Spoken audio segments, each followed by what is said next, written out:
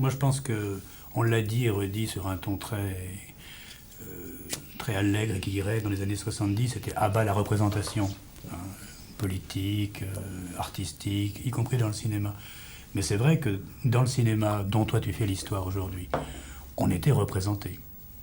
On était représenté par quelque chose à l'écran et on pouvait être pris en otage par le film et restitué après au monde et disons enrichi.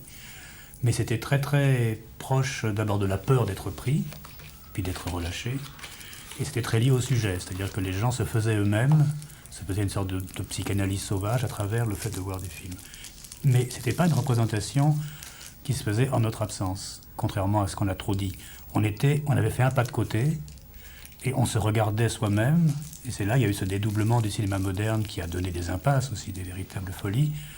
Est-ce que je suis bien pris en otage? Est-ce que les procédures sont bonnes? Est-ce que je vais quelque part? Sinon, je retire mes billes.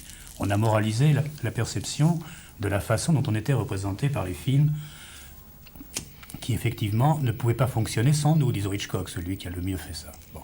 Et on est passé vers un autre système dont, d'ailleurs, les technocrates parlent avec une grande candeur et une grande joie parce que ça leur ouvre les portes d'on ne sait quel paradis, c'est la participation. C'est-à-dire que je suis dans un rapport interactif avec l'image, donc elle n'a plus à me représenter, je n'ai plus à la surveiller, je n'ai plus à voir si...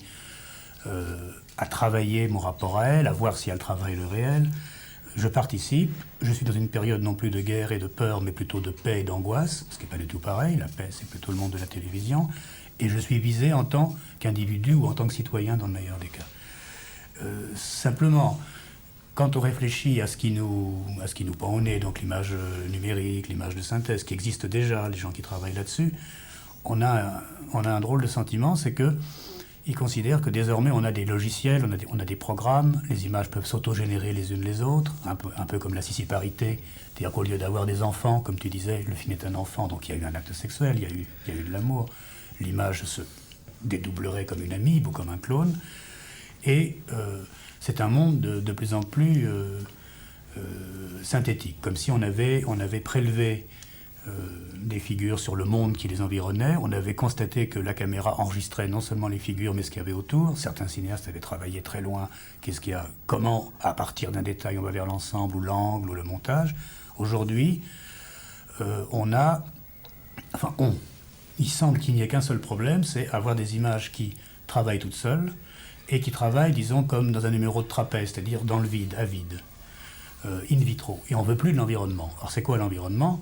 C'est notre rapport aux autres, évidemment, mais c'est aussi le rapport au reste du monde. C'est pour ça que c'est devenu tellement tribal, parce que la télévision ne s'occupe pas du reste du monde. Elle en donne quelques documents, même pas du documentaire, mais il n'y a aucun intérêt, c'est très très villageois.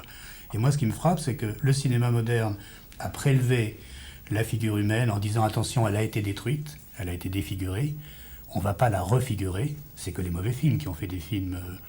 des histoires de résistance, où tout d'un coup il y avait des héros superbes qui sortaient des camps, etc. Non, il y a eu vraiment une atteinte métaphysique à l'essence humaine, tout le monde l'a su, très tôt, tout le monde l'a digéré très tard, et même pas complètement.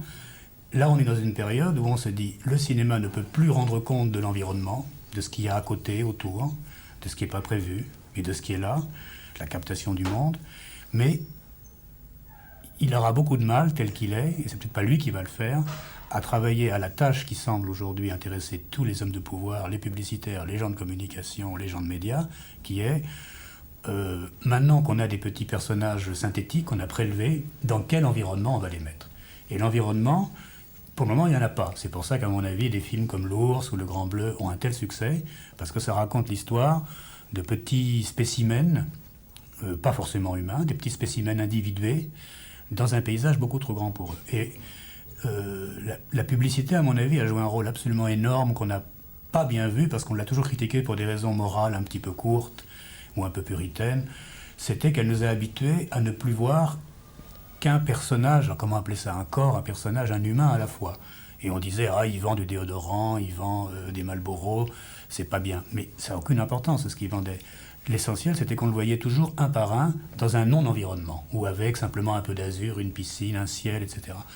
Et la question de refaire l'environnement est totalement importante, parce qu'on ne sait pas quel monde l'individu moderne, tel qu'il est aujourd'hui, il va habiter. Pour le moment, il est tout seul. Et il a une figure qui est beaucoup plus proche de des expériences de l'île du docteur Moreau ou de Frankenstein, c'est-à-dire qu'on ne sait pas très bien comment ça marche, et on se donne le mime, on l'applique sur un animal voisin de l'homme, sur un mammifère qui est l'ours, pour apprendre aux hommes à quoi ils ressemblent, en regardant à côté, en regardant une bête à côté qui se dresse comme l'homme, et en disant ton histoire doit ressembler à celle-là, mais on n'en est pas vraiment sûr. Et c'est parce qu'on n'en est pas sûr que Hano, assez crapuleusement, joue aussi bien le réalisme que le trucage, n'a aucune importance pour lui. Je pense que, pour moi c'est tragique, peut-être pour toi aussi, les questions de montage, c'est-à-dire de regarder comment deux choses différentes sont tout d'un coup à côté, ne se posent pas. On est passé dans l'en-deçà de cette question, c'est la question de la figure. Et quand je dis figure, c'est pas forcément figure humaine. Et ça, si c'est un petit peu vrai, on comprend que tu racontes l'histoire du cinéma, parce que le cinéma ne s'est pas intéressé à ça. Il a simplement, au moment du parlant, joué un jeu qui d'ailleurs lui a pété après gravement à la gueule, qui est d'avoir partie liée avec les propagandes, en tant que les propagandes créaient des spécimens de surhomme, disons. Mais ça a avorté, et tout le cinéma moderne a été une tentative de ne pas trop vite réconcilier, pour reprendre le titre du film magnifique de Jean-Marie, non réconcilié. Et aujourd'hui, c'est comme si, nuit et brouillard non réconcilié, voilà, c'est un peu ça. C'est comme s'il y avait une voix comme ça, très, très, très, très diffuse partout, on sent une sorte d'euphorie un peu cynique et un peu angoissée, disant tout ça est fini, il y a une réconciliation, on ne sait pas entre quoi et quoi, mais on ne va pas s'embarrasser avec l'enregistrement du monde. On va simplement faire travailler pour nous des figures qui ne viendront plus de la perception, qui viendront du monde mental, de nos besoins, de nos besoins commerciaux. Enfin, voilà, c'est une longue parenthèse. Nous, on va essayer de tenir compte de ça et rapporter d'autres figures. En patinage, il y a les figures libres et les figures imposées. Tu peux, en tennis aussi, et tu peux, voilà, la télévision, même aussi mal fait que ce soit, il y a quand même quelque chose que moi j'ai cessé de critiquer, parce que dans un pays occupé, tu vas pas changer tout ça, du fait que tu continues à habiter ce pays. C'est le sport, et en général les matchs. Les matchs, j'aime pas tellement la boxe, mais disons tennis, football, hélas trop peu de basket ou de volleyball par exemple, trop peu de matchs féminins aussi. Mais c'est que là, il y a quand même, parce que c'est un des rares endroits, et avec les films,